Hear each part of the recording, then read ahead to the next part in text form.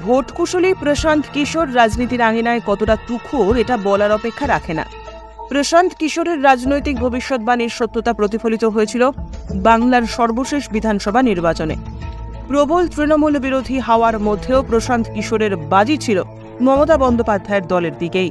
Vote গণনার পর প্রশান্ত কিশোরের ভবিষ্যৎবাণী জলের মতো স্পষ্ট হয়ে গিয়েছিল।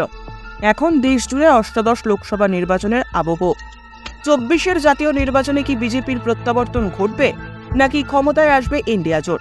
এই মিলিয়ন টাকার প্রশ্ন দেশের রাজধানীর রাজনীতির অলিন্দ থেকে শুরু করে প্রতিটি প্রদেশের অলিতে গলিতে। যদি ভারতীয় জনতা পার্টি পুনরায় ক্ষমতায় আসে, তাহলে তাদের ঝুলিতে আসন সংখ্যা কত হবে? এই সমীকরণে বিরোধীরাই বা কতটা আসন পেতে পারে?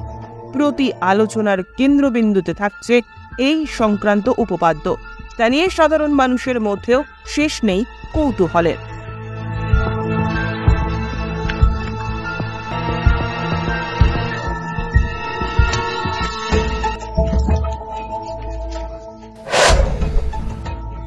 আসন্ন লোকসভা নির্বাচনে বিজেপির 400-র বেশি আসন পাওয়ার সম্ভাবনা। ইতিমধ্যে দেশের প্রধানমন্ত্রী নরেন্দ্র মোদী সহ বিজেপি নেতৃত্ব এই স্লোগান প্রচার করে দিয়েছেন গোটা দেশে।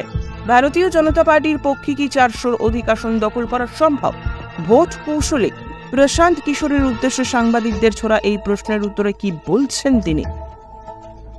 প্রশান্ত কিশোরের শটান উত্তর, বিজেপির 400-র অধিক আসন পাওয়ার বিষয়টি একটি সাইকোলজিক্যাল গেম।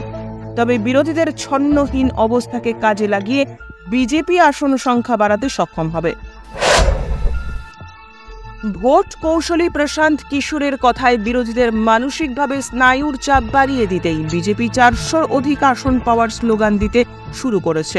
তার ফলে এনডিএ নির্বাচনে জয়ী হবে নাকি পরাজিত হবে, সেই প্রশ্ন আগেই চলে গিয়েছে পর্দার অন্তরালে।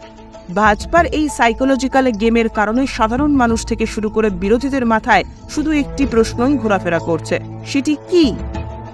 বিজেপি কি একাই 370 আসন পাবে?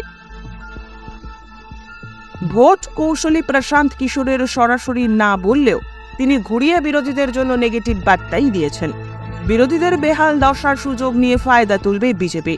প্রশান্ত কিশোরের বক্তব্য, বিজেপি চাইলে গত লোকসভা নির্বাচনের তুলনায় 10 থেকে 20% আসন বাড়িয়ে নিতে পারবে। তবে শেষ লোকসভা নির্বাচন থেকে বিজেপি 70-টির বেশি আসন বাড়াতে পারবে না। 19-এর লোকসভা নির্বাচনে বিজেপি একাই পেয়েছিল 303টি আসন।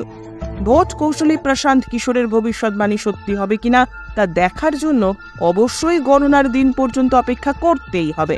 এখন দেখার বিষয়, বিজেপি 400-র অধিক আসন দখল করতে পারে কিনা, নাকি মোদীর অশ্বমেধের ঘোড়া থেমে যায় শতরঞ্জের প্রশান্ত কিশোরের ভবিষ্যৎবাণীর লক্ষণ রেখাতেই।